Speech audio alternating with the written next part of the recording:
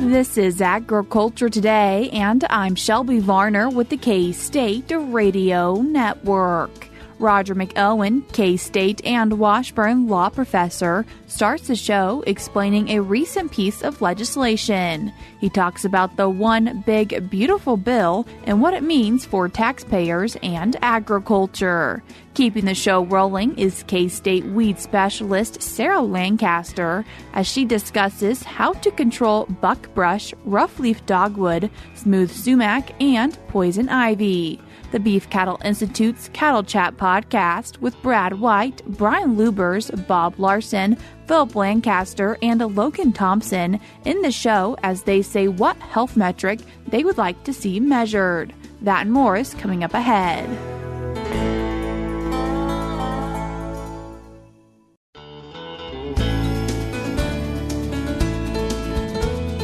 You're tuned in to Agriculture Today, and we start our Wednesday show hearing from K-State and Washburn law professor Roger McEowen. Roger, thanks for joining us today.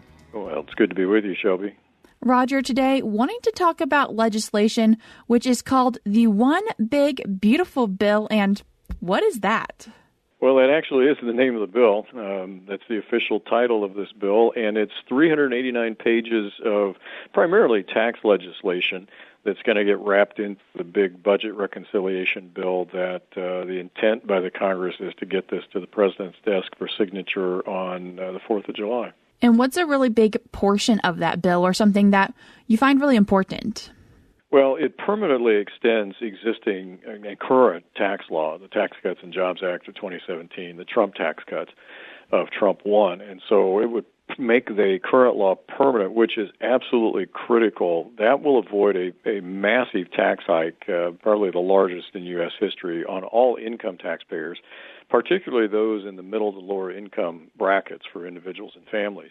Because, for example, without an extension of current law or making it permanent, those that are presently in the 12% income bracket, basically from we can think of it $25,000 to $95,000 a year on a married filing joint return, they would face a 25% tax rate increase because their rate would go from 12 to 15% next year. Plus, the standard deduction would get cut in half, and if they had qualified children, they're going to lose half of the child tax credit per child. So that would be a massive tax increase, particularly for the lower end. Now, everybody's going to get a bracket adjustment. There's little slivers here and there, but it's pretty safe to say just about everybody's going to get a significant tax increase, but it's particularly high on the lower income levels. And when was the Tax Cuts and Jobs Act supposed to sunset? At the end of this year. So Congress is on the clock. They've got to get this work done, and I'm glad they're working on it now because, Shelby, what we've had to deal with in past years is a reconciliation bill that's not passed until just days before Christmas.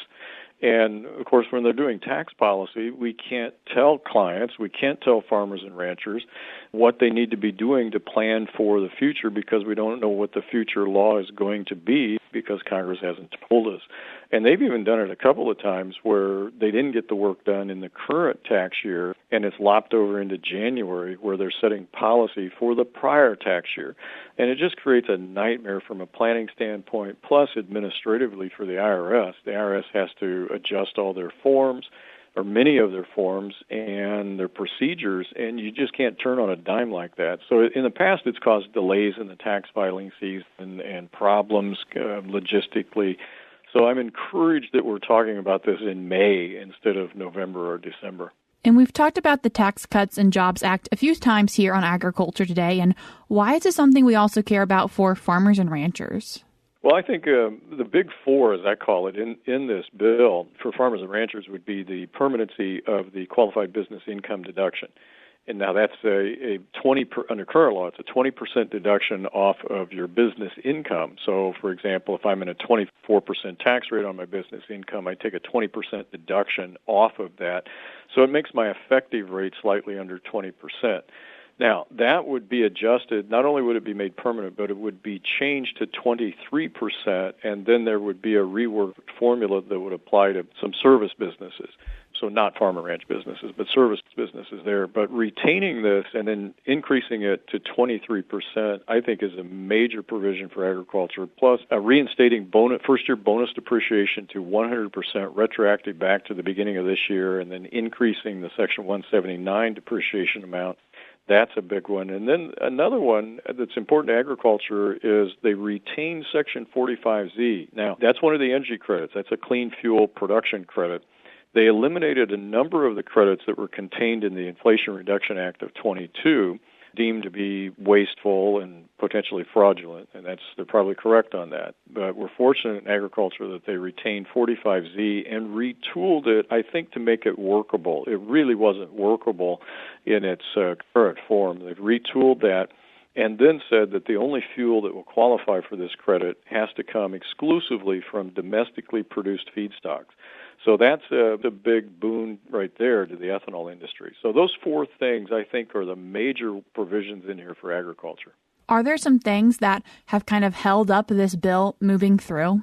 Well, it had a little bump in the road last week, and it did get out of the House Ways and Means Committee, but it failed on its first vote in the Budget Committee in the House, and that was on Friday, the 16th of May. There was a new vote on that over the weekend, late on a Sunday night / early Monday morning, the 18th and 19th, and it actually made it out of the Budget Committee by one vote, with several people voting present to allow it to clear the Budget Committee, which means it now goes on to the House Rules Committee, where they set the rules for debate on the full House floor, and then it'll go to the House floor. And the plan is to have it clear the House before Memorial Day and then on to the Senate for the month of June. When you look at this, what have been some what you refer to as sticking points in your blog articles for the One Big Beautiful Bill? Well, there's a couple of them. One is the SALT deduction, the state and local tax deduction, and that is capped at $10,000 right now, and this bill would move it to $30,000. But there are a number of representatives in the House that would like to see that either uncapped or at least up to $80,000. So we'll see what happens with respect to that. Now, I don't expect any Democrat to vote for this bill, period. That's not going to happen. And so I think the Republicans realize that. And why this is an important provision here is that there are some Republican districts in high state tax states that have high income taxes, where this deduction is very, very important. And so they're going to push for a higher deduction than $30,000. The Democrats want it to go away. They're going to have to find a compromise on that provision. So that's one of the sticking points. Another sticking point, as I see it, has to do with Medicaid and the work requirements for Medicaid. The argument here, and I don't think there's disagreement on this point, both sides of the aisle agree that if you're, for example, a 30-year-old able-bodied male, you should not be collecting Medicaid. Now, the problem with that, they all agree on that, and what the bill does is say, okay, we're going to put work requirements in, but we're going to delay it for a few years.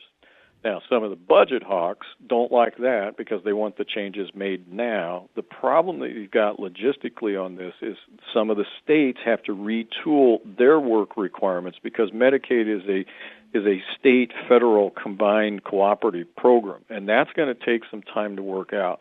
They're going to have to overcome that hurdle. And then there's going to be some budgetary issues, too. But we'll see. But there's a little bit more room on the budgetary issues in the Senate than there is in the House. And once it's gotten past the House, I think that point becomes easier in the Senate. Roger, you mentioned budget hawks, and what are those? Well, budget hawks are those that don't like to increase the budget deficit. And so they are really concerned about cutting wasteful programs or what are deemed to be wasteful programs. But again, this is what DOGE has been all about. But the problem we've seen so far is that Congress has not been able to codify any of the DOGE cuts. So this is going to continue to be an interesting problem politically as this bill works its way through. It is scored as costing $3 to $4 trillion over 10 years. Now, the OMB, which does the scoring, totally got the Tax Cuts and Jobs Act effect on the fiscal treasury wrong. Revenues actually went up under TCJA, not down. The problem has been on the spending side. The Congress has outspent the increase in the revenues, which has increased the deficit. So That's going to be an interesting debate as to see how much strength these fiscal hawks have and how much they squawk about this on the House side this week and then later on in the Senate side. Roger, from your perspective as someone who works with agricultural taxation and law, how do you feel like it's going to go through the rest of the votes it has to? I think it'll clear the House. I think they'll get it through and get it done by Memorial Day. And then the Senate will pass its version. And then the question is going to come in when they try to reconcile the two versions. That's where it really gets down to brass tacks. So about mid-June, this is going to be the heat of the battle, so to speak, on trying to get a final version that can go to the president. But as I'm looking at it right now, since it came through the Budget Committee, I think it shouldn't have too much problem getting through the House. I think I know the margin is short. I don't expect any Democrats to vote for it. Now, the Republicans can only lose, I think it's 2 votes and still get it through. I think they get it done, and then the question is, what's going to happen on the Senate side of things, and can they reconcile the 2 bills and get it to the president by July 4? Is this something we're probably going to hear more about from you then? Definitely. This is going to consume quite a bit of the discussion over the next 6 weeks. Where will people be able to find that discussion? Well, I already have 2 separate blog articles up on this, one that was posted on May 13, another one that was posted on May 18, and I'll try to keep readers updated as we go through the process. Roger, I appreciate you taking the time to join us today. Thank you, Shelby. That was K-State and Washburn law professor Roger McEowen. I will link his blog articles where he talks about this topic in today's show notes on agtoday.net. You can also find them by going to AgManager.info. We're cutting to a short break now on Agriculture Today, but we'll be right back.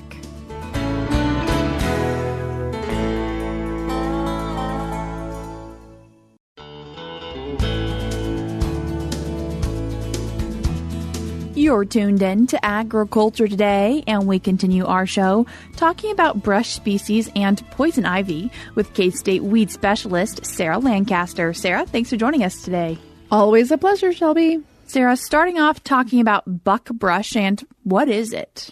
Yeah, so buckbrush is a shrub that is not uncommon to find in pastures across Kansas. Right now, it's taller than some of the brome and some of the grasses, but it's not flowering yet. So the leaves are simple, which means it's one leaf, one petiole attached to the stem. One of the reasons buckbrush can be a problem, it's a perennial, and so it's got rhizomes and stolons, and so it's going to can spread aggressively once it gets established. And as with most perennial species, control is not a one-and-done kind of proposition. It takes multiple applications oftentimes to stay on top of these perennial brush species. When does it bloom? So it tends to bloom kind of into the summer. So June, July is typically when we'll see it bloom. And then it's going to have, you'll notice it really towards the end of the summer when the flowers change into those red kind of berries that you'll see.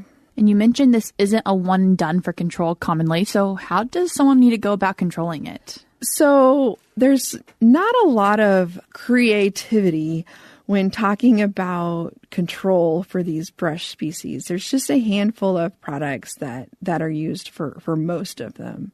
So some things to think about with buckbrush is that prescribed burning can be effective as a way of controlling it. But from a herbicide perspective, 2,4-D, right? Anytime we think about controlling a broadleaf, that's kind of the first card we pull out of our hat, would be 2,4-D.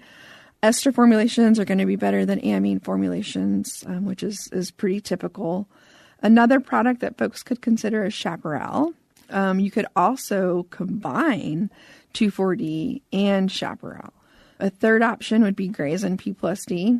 But yeah, it seems like probably that 2,4-D chaparral mix is going to be probably one of the first things to consider. And another brush species that people might want to be keeping an eye out for, roughleaf dogwood. And what is that one? Yeah, so roughleaf dogwood, it's another shrub. It's going to get a little taller than buckbrush. And typically where I see roughleaf dogwood is more in like fence rows and things like that in the ditches. So it really is going to start to stand out here late May, early June. It's going to get big clusters of white flowers. again, that are going to stand out along the fence rows. And Sarah, how might someone go about controlling roughleaf dogwood? So again, not a lot of creativity here. Burning can help, but also thinking about herbicide options. Now we're getting into some of the more aggressive plant growth regulator types of herbicides. So Remedy, the active ingredient there is triclopyr, so you can find that in other formulations. Dicamba formulations or Tordon would be the recommended products there. You can add 2,4-D, but 2,4-D is not necessarily going to be kind of doing the heavy lifting on controlling roughleaf dogwood.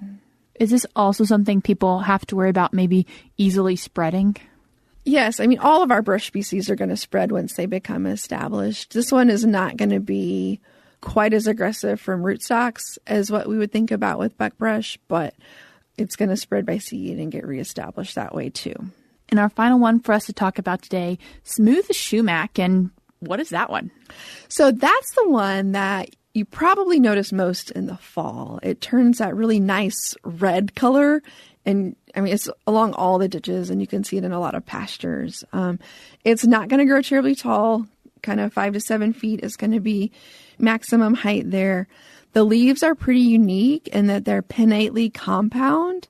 So that means that compound leaves, there's leaflets that combine to form one leaf. So think about like our clovers. Those are the simplest example of a compound leaf. They have got the 3 leaflets. So this has many more leaflets that combine to make the actual leaf.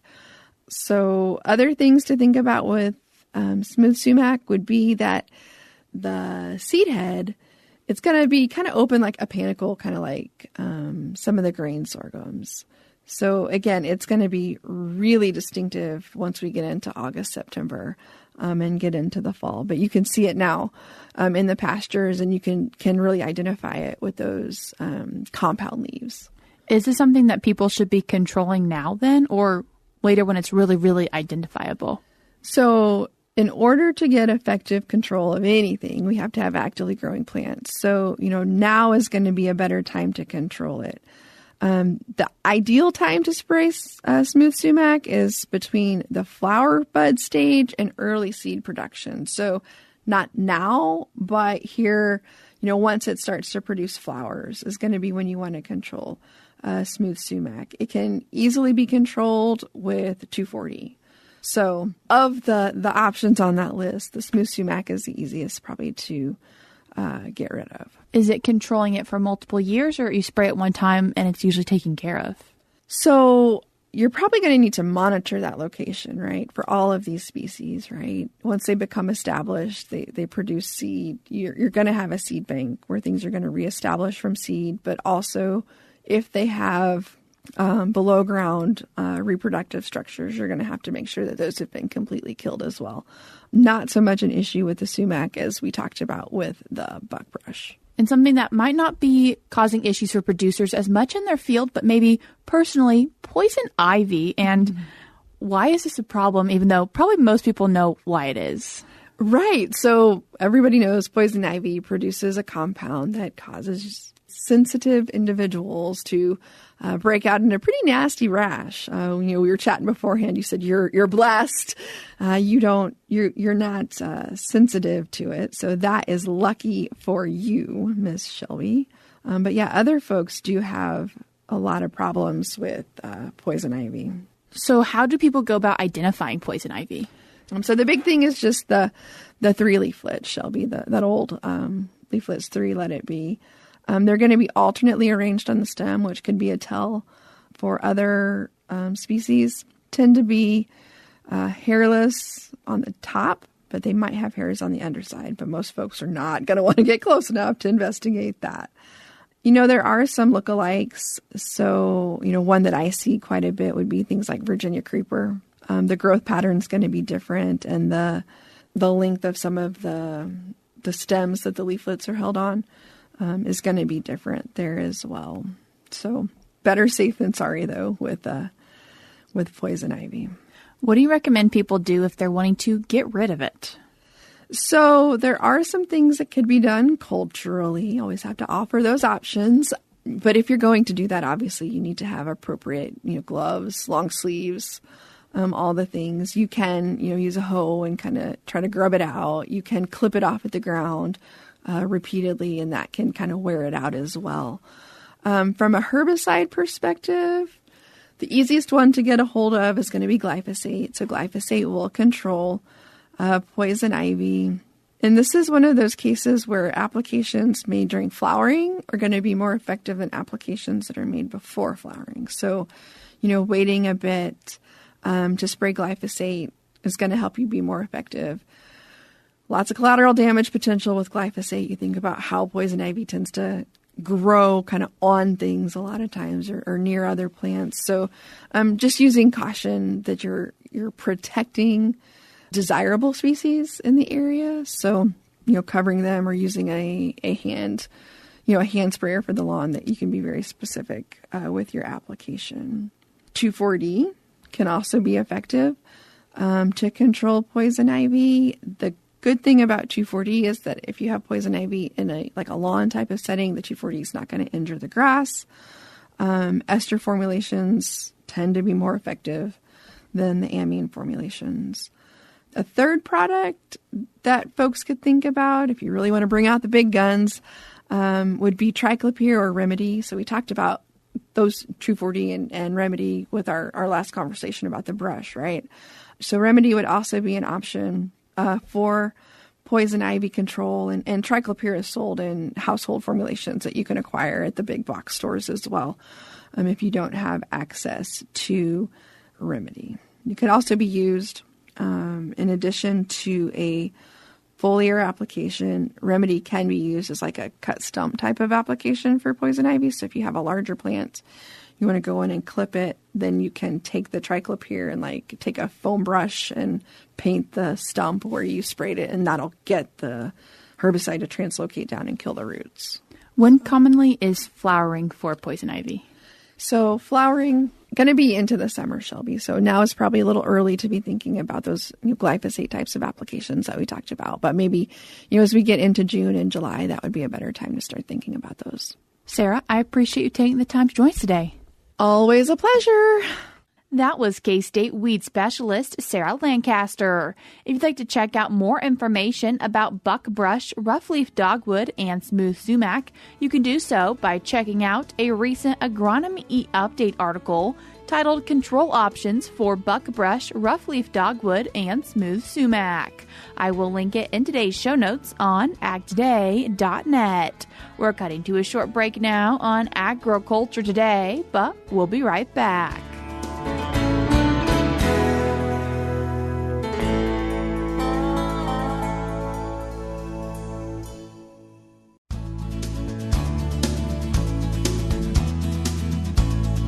You're tuned back into Agriculture Today, and we conclude our Wednesday show with part of the Beef Cattle Institute's Cattle Chat podcast with Brad White, Brian Lubbers, Bob Larson, Phillip Lancaster, and special guest Logan Thompson. I'm going to give you a scenario. We've got an operation, cattle operation. What are some of the key health metrics you'd like them to measure? And Brian, I'm going to start with you.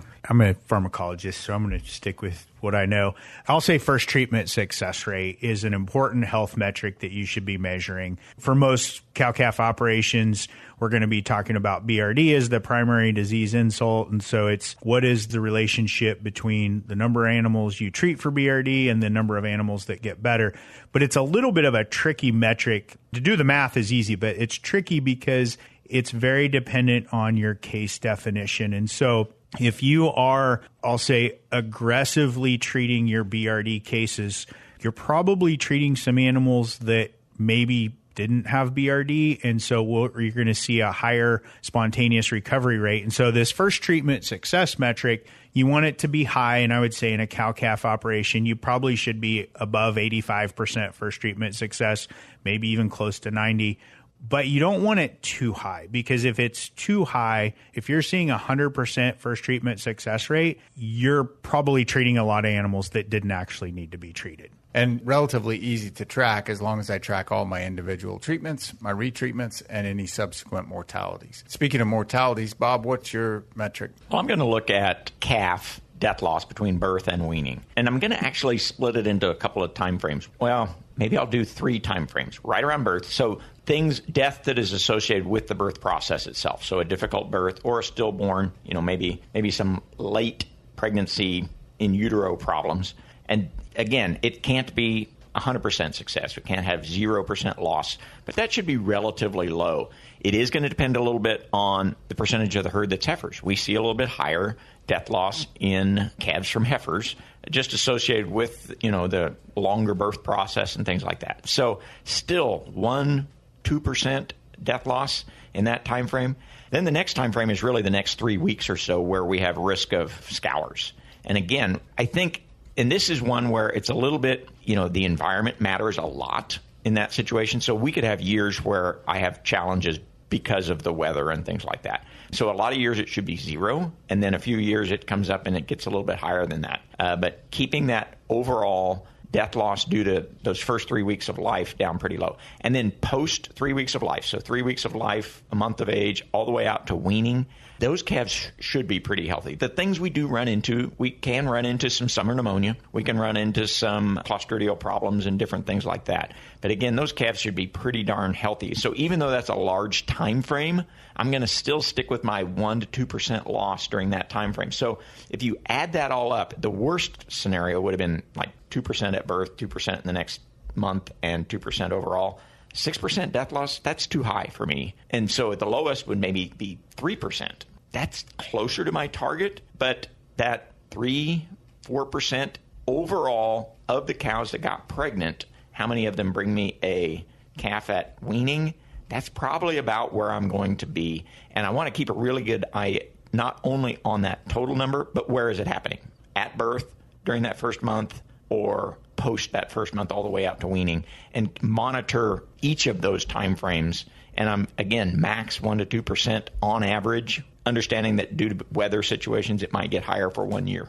Phillip, what about you? Well, I think one of the things that I think about is pregnancy check and body condition score. As long as they're getting good nutrition, that kind of turns into a health check. If I got cows that they've had access to adequate nutrition and their body condition score is still a little thin, then there's something else going on with them, and I need to investigate. Logan, what are you thinking about? Yeah, so I am a sustainability guy and sort of a beef cattle nutritionist. And one of the easiest wins I see from a health standpoint is parasite control. It's a very easy win. It impacts everything from production efficiency, cow longevity. It increases or changes rate of passage in the rumen. So it alters feed efficiency there. Also, therefore, changes emission footprints. That's all we have for you today on Agriculture Today, but we'll be back with more for you tomorrow.